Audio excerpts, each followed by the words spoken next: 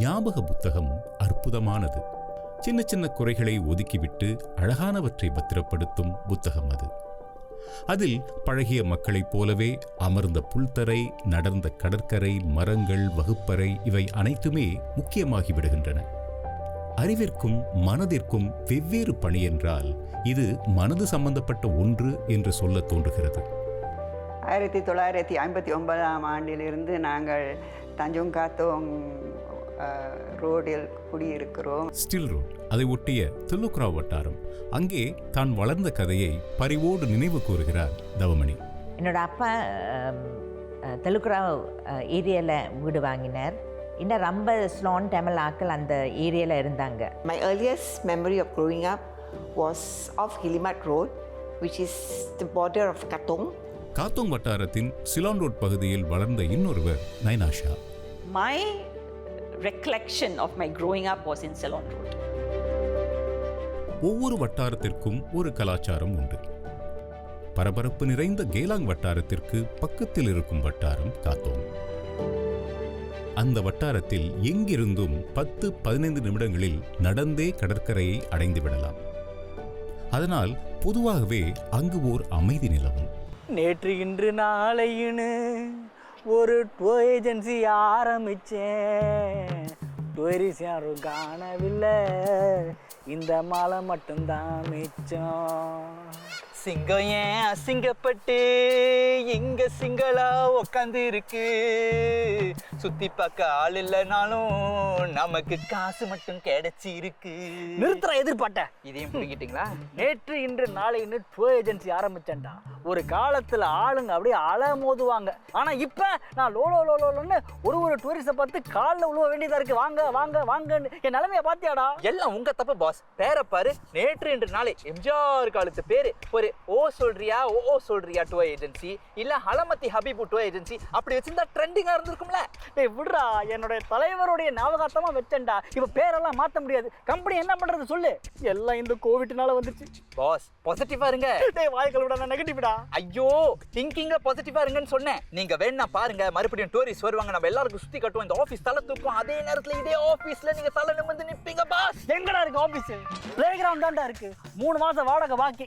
Owner என்ன விரட்டிட்டான். இதே மாதிரி போயிடுச்சு, நான் ஒன்ன விரட்டிடுவேன். ஐயோ பாஸ், கோவிட் சிச்சுவேஷன் அண்டர்ஸ்டாண்ட் பண்ணிக்கங்க. No understanding. இன்னொரு டூரிஸ்ட் வரல, நான் உனக்கு சம்பளம் தரல. பாஸ் 10 நிமிஷம் கொடுங்க பாஸ், ஒரு டூரிஸ்டோட வரேன். தவிழ்ந்து போய் டூரிஸ்ட் எங்கே அழைச்சிட்டு போப்போம். வட இந்தியர்களை மறந்துவிட்டு காத்தோங் வட்டாரத்தை பற்றி எதுவும் சொல்ல இயலாது. சிந்தி சமூகத்தை சேர்ந்தவர்கள், பஞ்சாபி சமூகத்தை சேர்ந்தவர்கள், குஜராத்தி சமூகத்தை சேர்ந்தவர்கள் என்று வட இந்தியர்கள் பல பேர் இன்று வரை வாழும் வட்டாரம் அது. இப்போ கிரசன் ரோட்டை நீங்கள் எடுத்துக்கொண்டால் பெரிய மாளிகைகள் இருந்தன. எனக்கு ஞாபகம், அங்கு சீக்கியர்கள் தான் கூட இருந்தார்கள். வில்கின்சன் சாலையில் அவர்களுடைய கோயில் குருத்வாரா இன்றும் பிரபலமாக திகழ்கின்ற ஒரு சிங்கப்பூர் சின்னம் அது. Still Road was another place where you had those houses on stilts, bungalows. A lot of Gujaratis lived there. We had a Gujarati school where we studied as a third language. Amber road வந்து ஒரு கம்பம் மாதிரி உள்ளது. எட்டப் houses அப்படி இருக்கும். அப்போ வந்து அதை clear பண்ணிவிட்டு கிங்ஸ் மென்ஷன், எம்பர் ரோடு, எம்பர் பாயிண்ட், 1 எம்பர் இப்போ கட்டியிருக்காங்க. Gujaratis were more scattered. The Sindhis were more closed up. So we had the Sindhis living in this place in Hague Road called Fair Drive. Fair Drive is no more today. Initially Fair Drive was actually barracks owned by the army. And when they left, somehow it was the Sindhi community that moved there. You know, and it was such a beautiful community. It was like living in a kampong. Most of Sindhis, their businesses were in High Street. And they were mostly in the textile business and garment business. காத்தோங் ஏரியாவில் is very near to the city. ஒரு 10 மினிட்ஸில் உங்களுக்கு வந்து அந்த nickel ஹைவேயில் வந்தீங்கன்னா சிட்டிக்கு போயிடலாம். High street அதுக்காண்ட ரொம்ப பிஸ்னஸ் மேன் காத்தோங் ஏரியாவை விரும்புகிறாங்க. காத்தோங் வட்டாரத்தில் பல முக்கியமான பேர்கள் இருந்தாங்க சிங்கம். அதில் வந்து நம்மளுடைய முன்னாள் அதிபர் மதிப்புக்குரிய ஸ்ரீ எஸ்ஆர் நாதன், அங்கே தான் வசித்தாருங்கிறத எனக்கு ரொம்ப பெருமையாக இருக்குது. எனக்கு தெரிஞ்சது வந்து அல்லா பிச்சை தெரியும், ராயல் பிரதர்ஸ் இருந்தாங்க. சிங்கப்பூரில் இன்னொருத்தர் ரொம்ப ஃபேமஸானவர் திரு ராஜமாணிக்கம் ஜோதிடர். அவர் அங்கே தான் குடியிருந்தார்.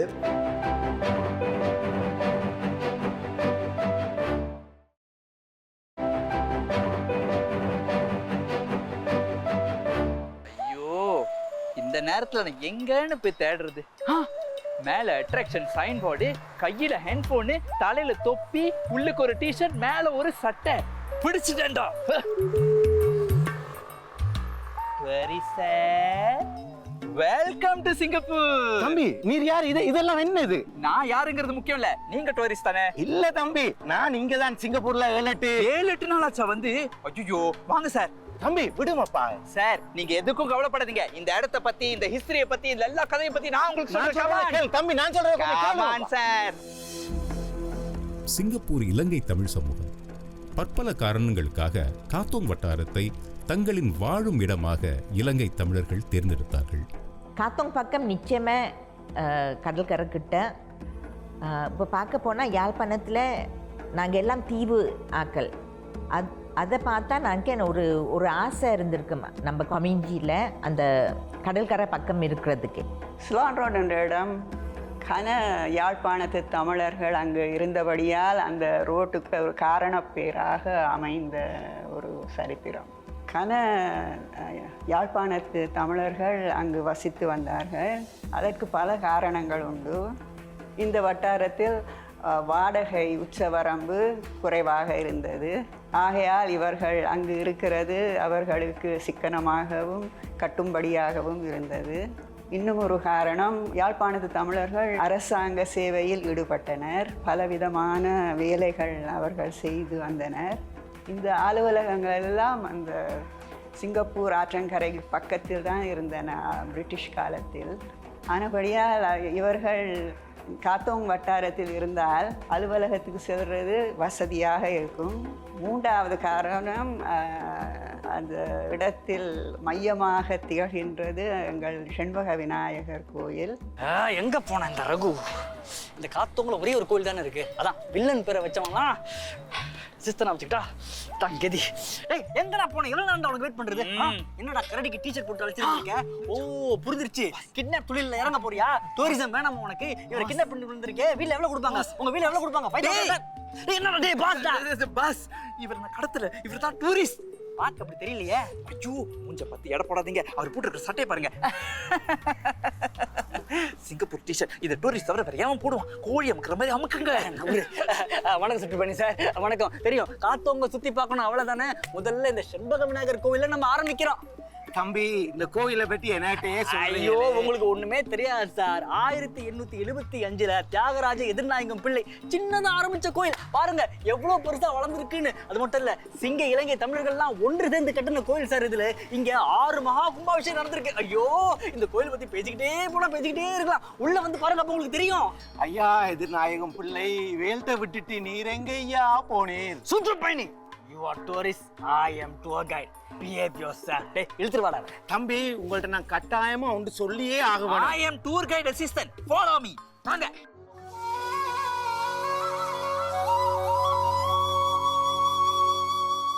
இது செண்பக விநாயகர் கோவில். சிங்கப்பூரில் ஆக பழைய கோவில்களில் இதுவும் ஒன்று. பல தலைமுறைகளின் திருமணங்கள் நடந்த கோவில். சிங்கப்பூர் இலங்கை தமிழர்களுக்கு மிக மிக முக்கியமான வழிபாட்டு தலம். செண்பக விநாயகர் கோயில் ஒரு மீட்டிங் பாயிண்ட் மாதிரி. எல்லா குடும்பங்கள் எல்லாம் என்ன விசேஷ நேரம் அங்கே தான் மீட் பண்ணுவாங்க. பல ஆண்டு காலமாக செண்பக விநாயகர் கோவிலோடு அணுக்கமான தொடர்பு செல்வராணி. யாழ்ப்பாணத்து தமிழர்கள் செண்பக விநாயகர் கோயிலோடு பிணைக்கப்பட்டிருக்கிறார்கள். இப்போ என்னுடைய திருமணமும் அந்த கோயில் தான் நடந்தது. ஃபெஸ்டிவல் டைம், தீபாவளி, பொங்கல், வருஷ பொறுப்புண்டா செண்பக விநாயகர் கோயில் தான். அந்த கோயில் 2 உலகப் போர்களையும் கண்ட கோயில். செண்பக விநாயகர் கோயில் 6 கும்பாபிஷேகங்கள் நடந்த கோயில். அந்த காலத்தில் ஒரு நீரோடையில் அந்த கரை பக்கம் ஒரு விநாயகர் சிலையை கண்டுபிடித்தார்கள். கண்டுபிடித்தவர் ஒரு கான்ட்ராக்டர். அவரின் பேர் திரு எதிர்நாயகம் பிள்ளை. அவர் தன் வேலையாட்களின் உதவியோடு அந்த விநாயகர் சிலையை மீட்டு அதற்கு ஒரு அத்தாப்பு குடிசை அமைத்து வழிபட்டு வந்தார்கள். அந்த இடத்தில் ஒரு செண்பக மரம் இருந்தபடியால் அந்த விநாயகருக்கு செண்பக விநாயகர் என்று அந்த மரத்தின் பேரே வைத்து வழிபட்டு வந்தார்கள். 9 பள்ளிகள் 1 சதுர கிலோமீட்டர் பரப்பளவில் கட்டப்பட்டிருந்தால் அந்த இடம் எப்படி இருக்கும்? அன்று ஹேக்ரோட் சாலையில் பள்ளி முடிந்து வீடு திரும்பும் மாணவர்களை பார்த்தால் முதுகில் உப்பு மூட்டை ஏறிய புத்தகப்பை, சூரியனோடு வீடு திரும்பிய மாணவ ஆடுகள் என்று கவிதை பாட தோன்றும். நான் படித்தது தஞ்சுகாத்தம் கேர்ள்ஸ் ஸ்கூலில். பெரும்பாலும் எல்லோரும் ஸ்ராயா தொடக்கப்பள்ளி படித்தோம். பக்கத்தில் ஃபவுலி தொடக்கப்பள்ளி, அதில் ஒரு 2-3 பேர் தான். I went to Tanjung Ru Girls' School. At that time, it was supposed to be a good school, an elite school. So some Gujarati parents put their children there, so my dad also put it there. எங்கள் குடும்பத்தில் வந்து நானும் அக்காவும் ஹெக் கேர்ள்ஸில் படித்தோம். எங்கள் அண்ணன்கள்லாம் ஹெக் பாய்ஸில் படித்தாங்க. என் பள்ளி வாழ்க்கையெல்லாம் ஹெக் ரோட்டில் தான். அங்கே ஸ்ரேயா ஸ்கூல் முடிஞ்சோடனே டன்மன் டிஐஎஸ்எஸ் டன்மன் இன்டகிரேட்டட் செகண்டரி ஸ்கூலில் வந்திருக்கேன். நான் படித்தது வந்து கவர்மெண்ட் செகண்டரி ஸ்கூலில் படித்தேன். I studied in Fowley School. That was where I studied my primary school. Moved on to Tanjung Katong Girls' School, which is just behind there. தரமான கேர்ள்ஸ் ஸ்கூல் தஞ்சுகாத்தூங்லேண்டா தஞ்சுகாத்தூங் கேர்ள்ஸ் ஸ்கூல் தான். ஆரம்பத்தில் அந்த school தான் வந்து HSC higher school certificate. That was the very first school in Singapore. அந்த தஞ்சுகாத்தம் girls ஸ்கூலில் தான் வெளியானது. அதுக்கு பிறகு தான் மற்ற ஸ்கூலில் ஹையர் ஸ்கூல் இது வந்துச்சு. தஞ்சுகாத்தம் கேர்ள்ஸ் எல்லாம் என்ன செய்வோம், அந்த அந்த ஸ்கூல் பின்னாடி தான் போய் உட்காந்து அந்த ரிவிஷன் செய்துட்டு பேருந்து எக்ஸாமை போய் எடுப்போம். அதில் படிக்கிறவங்களே ரொம்ப பேர் வந்து சீனரும் தமிழவங்க. பிரசிடென்ட் ஹலிமா யாக்கோப் தஞ்சுகாத்தம் கேர்ள்ஸில் தான் படிச்சிருக்கிறாங்க. பல தமிழ் பிள்ளைகள் படித்த பள்ளி ஸ்ராயா தொடக்கப்பள்ளி. அங்கு கற்பித்த திரு அண்ணாமலை, மிஸ் சிவா, திருமதி பீட்டர் செல்லையா, திரு ராமசாமி, இவர்களை இன்னும் மறக்காமல் நினைவில் வைத்திருக்கும் எத்தனையோ மாணவர்கள். ஸ்ராயா ஸ்கூலில் எனக்கு தெரிஞ்சு வந்து பிரைமரி 1 and 2 மிஸ் சிவான்னு ஒருத்தவங்க இருந்தாங்க. அவங்க வந்து சிங்கப்பூரில் தான் இருந்தாங்க. ஆனால் நான் நினைக்கிறேன் அவங்க புலாவுபின்லேருந்து வந்தாங்க. ஏன்னா யூஸ்வலி அவங்க என்ன சொல்லுவாங்கன்னா, அவங்க படகு எடுத்து வருவேன்னு சொல்லுவாங்க. அதே நேரத்தில் நம்மளெல்லாம் சமுத்திர நண்டுகள்னு கூப்பிடுவாங்க. அது எனக்கு ரொம்ப நல்ல ஞாபகமாக இருக்குது. வளர்ந்தது ஜூச்சர் பகுதி. பள்ளி நாட்கள் என்றால் அது முழுக்க முழுக்க ஹேக் சாலை தான். இந்த பள்ளிக்கூடத்தை நினைக்கும் போது மிஸ் பிள்ளை இஸ் அ வெரி வெரி ரொம்ப ஸ்வீட்டான டீச்சர். அவங்க ஃப்ரெங்க்லி சொல்லணும்னா நான் அவங்கள பார்த்து ரொம்ப அட்மையர் பண்ணுவேன். அப்புறம் மிஸ்டர் அண்ணாமலை, அவர் தான் எனக்கு தமிழில் ரொம்ப ஊக்குவித்து பின்னிடுவார். அவரை போல் ஒரு ஆசிரியர் இருக்கவே முடியாது. அவருனால தான் நாங்கள் தமிழை நல்லா படிக்க முடிஞ்சது. தேர்வில் நல்ல மதிப்பெண்கள்லாம் கிடைச்சது. 4, 5 and 6 மிஸ்ஸஸ் பீட்டர்ஸ், அவங்கக்கிட்ட வந்து தமிழ் நல்லா கற்றுக்கிட்டேன். ரொம்ப பொறுமையான டீச்சர், அதே நேரத்தில் ரொம்ப ஸ்ட்ரிக்டான டீச்சர்னு சொல்லுவாள். எங்கள் கிளாஸ்லேயே 5 ரவி இருக்கும். S Ravi, M Ravi, Ravi John, B Ravi and D Ravi. சுந்தரமூர்த்தின்னு ஒருத்தர் படித்தார். கே கண்ணன் பந்தலாட்டில் ஆடுவார், அவர் அங்கே தான் படித்தார். He was very famous that time. Secondary school வந்து நான் வந்து டன்மன் செகண்டரி படித்தேன். அப்போ டன்மன் செகண்டரி வெரி ஃபேமஸ். ஹெக்ரோட்டில் இருந்துச்சு டன்மன் செகண்டரி ஸ்கூல். அப்போ My principal was Mr. Kanison and I remember Mr. Doshi. என்னோட டன்மன் தமிழ் ஆசிரியர் எனக்கு மறக்க முடியாத தமிழ் ஆசிரியர்கள். இருவருமே ரொம்ப அற்புதமான ஆசிரியர்கள். ஒருவர் வந்து மிஸ்டர் திரு டிடி சாம்ராஜ், இன்னொருத்தர் வந்து Subbaiah Naidu. Mrs Peter Chellaiah primary ஸ்கூல்லேருந்து செகண்டரி ஸ்கூல் வரைக்கும் நான் அவங்ககிட்ட தான் தமிழ் படித்தேன். அதுக்கு முன்னாடி மிஸ்ஸஸ் டோசன் அவங்ககிட்ட 1 வருஷம் படித்தேன். அவங்க வந்து ரெஃபல்ஸ்க்கு போயிட்டாங்க. அப்புறம் மிஸ்டர் ஜஃபார், அவர்கிட்ட தான் நான் தமிழை எப்படி எளிமையாக கற்றுக்கிறதுன்னு புரிஞ்சுக்கிட்டேன். கேசவதாஸ் வந்து எனக்கு தெரிஞ்சு அவர் வந்து சிசிஏல தான் அவர் எனக்கு ரொம்ப தெரியும். அவரை அவர் எங்களை பொறுத்த வரைக்கும் ரொம்ப ஜாலியான ஆளுன்னு தான் நான் சொல்லுவேன். மிஸ்டர் ஜார்ஜ் வந்து ஹிஸ்ட்ரி கற்றுக் கொடுத்தாரு, பியூட்டிஃபுல்லாக கற்றுக் கொடுப்பார். மிஸ்டர் வாலஸ் முத்துன்னு இருந்தார், அவரும் நல்ல ஆசிரியர். அவர் ஆங்கிலம் வரலாறு சொல்லிக் கொடுப்பாரு. Fowley School band was one of the best bands growing up. We had a Eurasian teacher from St. Patrick's School coming to teach the band. His name was Alexander Patrick. He was a wonderful teacher. Growing up in Fowley School, our principal, Mrs. Muttaya, was a Sri Lankan who also lived as our neighbor in Ceylon Road. இந்த எல்லா பள்ளிக்கூடமும் இருந்ததுனால அந்த சாலையே ரொம்ப அந்த பள்ளிக்கூட நேரத்தில் ரொம்ப பரபரப்பாக இருக்கும். இப்போ அந்த மாதிரிலாம் பார்க்க முடியாது, ஒரு பள்ளி தூரமாக தானே இருக்குது. அப்போ வந்து அந்த வட்டாரமே அப்படி ரொம்ப கலகலன்னு இருக்கும்.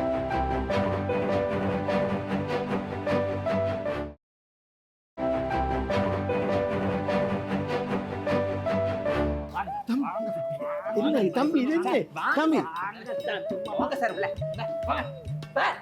உட்காருங்க சார், உட்காருங்க சார். தெரியும் சார், நீங்கள் ஃப்ளைட்டில் கணக்கு வந்திருப்பீங்க, அங்கே சரியான சாப்பாடு உங்களுக்கு கிடைச்சிருக்காது. அதனால தான் சார் உங்களை ரெட் ஹவுஸ் பேக்கரிக்கு அழைச்சிட்டு வந்திருக்கோம். 1924 செயல்பட்டு வருங்களா, சொல்லுங்களா?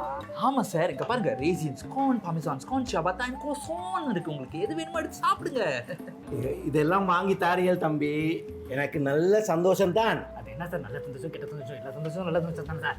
ஆனால் நான் கட்டாயமாக உங்கள்கிட்ட ஒன்று சொல்ல வேணும். ஒன்றும் சொல்ல வேணாம் சார், முதல்ல சாப்பிடுங்க. இந்த காத்தோங்களே இது பாரம்பரியமிக்க சரித்திரமிக்க பேக்கரி சார். முதல்ல இங்கே சாப்பிடுங்க, அதுக்கப்புறம் உங்களை எங்கெங்கெல்லாம் கூட்டிகிட்டு போகிறோம், எதெல்லாம் காட்டுறோன்னு மட்டும் பாருங்க. அது மட்டும் இல்லை சார், ஒரு காலத்தில் இங்கே ரொட்டி சாப்பிட்றதுக்கு வெள்ளைக்காரன் கியூவில் நிற்பான் சார். இன்னைக்கும் பல கஸ்டமர்ஸ் வராங்க சார். இந்த இடத்துக்கு அவ்வளவு மவுஸ் இருக்கு. மவுஸா? இல்லையா? அந்த மவுஸ்ல சார், மவுஸ். ஓ புரிஞ்சிருச்சு. டேய், பில்லுக்கு பயப்படுறாரு போல. பில்லை பத்திலாம் பயப்படாதீங்க சார், நாங்க பாத்துக்கிறோம் சார். டேய், அவரை கவனிடா. எல்லா வட்டாரத்திலும் காலத்தை கடந்து மாற்றங்களை சமாளித்து பெருமையோடு நிற்கும் சில கட்டிடங்கள் இருக்கும். அந்த வரிசையில் காத்தோங் வட்டாரத்தில் இன்றும் காணப்படும் காத்தோங் நியூஸ் ஏஜென்சி, வில்கின்சன் நீச்சல் குளம், Red House bakery, Katong shopping centre. Red House bakery அது சின்ன பிள்ளையில அங்கே தான் நாங்கள் பர்த்டே கேக்கை போய் வாங்குவோம். இப்போ இந்த ஞாயிற்றுக்கிழமை இதுவும் பன்ஸ் இதுவும் அங்கே போய் வாங்குவோம். ஈஸ்டருக்குன்னா அந்த ஹாட் கிராஸ் பன்ஸ் அங்கே தான் special. Most memorable memory, I would say, growing up in Tanjung Katong Girls was the shop that was across the road from us called Katong News Agency. தந்தையார் ஆரம்பித்த தொழில் இன்று வரை அதே இடத்தில் நடக்கும் தொழில். திரு அப்துல் சமட். தஞ்சங்கத்தங்கோட்டில் காத்தோங் நியூஸ் ஏஜென்சியை என் தகப்பனாக அங்கே தான் ஆரம்பித்தாங்க. 1955 ஆரம்பித்தாங்க. அந்த சில்ட்ரனுக்குள்ள பாக்கெட் புக்ஸு, அனி பிளைட்டன் புக்ஸு, காமிக்ஸ் புக்ஸுனால் ரொம்ப பாப்புலர். அந்த படிக்கிறதுக்கு எல்லா ஜாமங்கள் இருக்கும். அந்த இன்ட்ரெஸ்ட், டீனேஜ் இன்ட்ரெஸ்ட்டுக்கும் எதுவும் தேவையானது அங்கேயே வாங்க முடியும். ஸ்கூல் முடித்த நேரம் கொஞ்ச நேரம் அந்த கடையில் நிச்சயமாக இருந்து அந்த மேகசின்ஸை பார்த்துட்டு பேருந்து தான் வீட்டுக்கு போவோம். போக போக நாங்கள் ஸ்கூல் புக்ஸை நல்லா என்லார்ஜ் பண்ணிவிட்டு கடையை இன்னும் கொஞ்சம் பெருசாக்கி நாங்கள் மேலே வீடு கிடச்சிச்சு, மேலே போய் தங்கிட்டோம். அந்த காலத்தில் இருந்து அந்த கடை ஒரு ஐகானிக் கடை. அந்த காலத்தில் பெரிய அம்யூஸ்மெண்ட் பார்க் வந்து வண்டர்லேண்ட் அம்யூஸ்மெண்ட் பார்க். ஃப்ரெண்ட்ஸ் தான் சேர்ந்து பெருநா காலத்தில் நாங்கள் போய் விளையாட போவோம். இன்றும் காத்தோங் பார்க் என்றால் பலருக்கு ஈரமான ஞாபகங்கள். அப்போது கிழக்கு கடற்கரை விரைவுச்சாலை இல்லை. பூங்காவின் புல்தரையை தாண்டியதுமே கடல் அலை கால்களை நனைக்கும். காத்தோங் பார்க் இருந்தது அந்த காலத்தில். எல்லாம் அங்கே தான் வாக்குக்கு போவாங்க, இல்லாட்டி சாயங்காலம் என்ன சும்மா ரிலாக்ஸ் பண்ணுறதுக்கு, ஸ்விம்மிங்க்கு. அது அழகான பூங்கா, அருகே கடற்கரை. அதை பற்றி ஹன்சாபாட். Yeah, when you're a teenager, right, when you go to that Katong Park, you associate Katong Park with people in love, people falling in love, right? You see these couples, they're sitting and they're talking to each other lovingly. I associated Katong Park with expressing of emotions, love. And Katong Park at that time was by the beach. There was the East Coast Park Highway was not there. So it was very interesting because it's a park and there's a beach. So it was something which really doesn't go away from my memory. பல மாற்றங்கள், மக்கள் தொகை, மாறிவரும் மக்களின் தேவை, வர்த்தக சூழல், இவை ஒரு வட்டாரத்தின் மீது வைக்கும் அழுத்தங்கள் உண்மையானவை. உதாரணமாக மெரின் பரேட் வட்டாரம் முழுக்க கடலில் இருந்து மீட்கப்பட்ட நிலத்தில் உருவான வீடமைப்பு பேட்டை.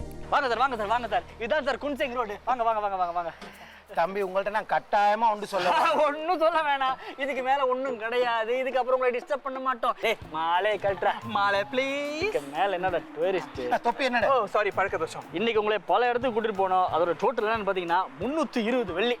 பாஸ் ஸ்கோன் ஸ்கோன் 4 வெள்ளி. ஸோ 324 வெள்ளி 50 காசு கொடுத்தீங்கன்னா நாங்க கிளம்பிடுவோம். Settlement please. தம்பி என்ன விசர் கதை கதைக்கிறீங்களே? உள்ளூர்காரனை கூட்டின்னு வந்து ஊரை சுற்றி காட்டிட்டு அதுக்கு பேமெண்ட் கேட்குறீங்களே? பகுடியா விடுறியல்? டேய் என்னடா பகுடி மகுடிங்கிறாரு, உள்ளூர்காரங்கிறாரு. பாஸ் பேமெண்ட் கேட்டோன்னு பல்ட்டி அடிக்கிறாரு. இப்போ நான் எப்படி உண்மையை வர வைக்கிறேன் மட்டும் பாருங்க. இத பாருங்க சார், தொப்பி போட்டிருக்கீங்களா? ஓம். சிங்கப்பூர் டீ-ஷர்ட் போட்டிருக்கீங்களா? ஓம் தம்பி. அட்ராக்ஷனா போட்டோ எடுத்தீங்களா இல்லையா? ஓம். அப்ப நீங்க டூரிஸ்ட் தான். என்ன தம்பி இவ்வளவு பெரிய கோமாளிகளா இருக்கிறீர்கள்? நான் உள்ளூர்காரன் சொல்றேன். ஒன்னும் பிரச்சனை இல்ல. உடனே சிட்டிசன்ஷிப்பை கேன்சல் பண்ணுங்க. நேரா யாழ்ப்பாணத்துக்கு போங்க. அங்க இருந்து உங்களை நாங்க திருப்பி துவக்கு கூட்டிட்டு வரோம். பேமெண்ட் கட்டிடுங்க. தம்பி என்ன தம்பி நீங்க கதைக்கிறீர்கள்? இவ்வளவு நேரம் என்ன கூட்டி ஒன்று திரிஞ்சிட்டு நானும் சரியா களைச்சு போயிருக்கிறேன், நீங்களும் களைச்சு போயிருக்கிறீர்கள். இங்க 3வது வீடான் என்னோட சொந்தக்காரோட வீடு. அங்க வாங்கோ, நல்ல பைத்தம் பணியாரமும் சுட சுட சிலோன் டீயும் போட்டு தாரேன். குடிச்சிட்டு சந்தோஷமா இருந்துட்டு போங்க. என்ன வாரிகளோ? நான் போறேன். பைத்தம் பணியாரம். பாஸ் பாஸ் அவரு உண்மையிலே டூரிஸ்ட் தான். போய் சொல்றாரு பாஸ். தொப்பி போட்டு. ஆமாண்டா அவர் தான்டா போய் சொல்றாரு.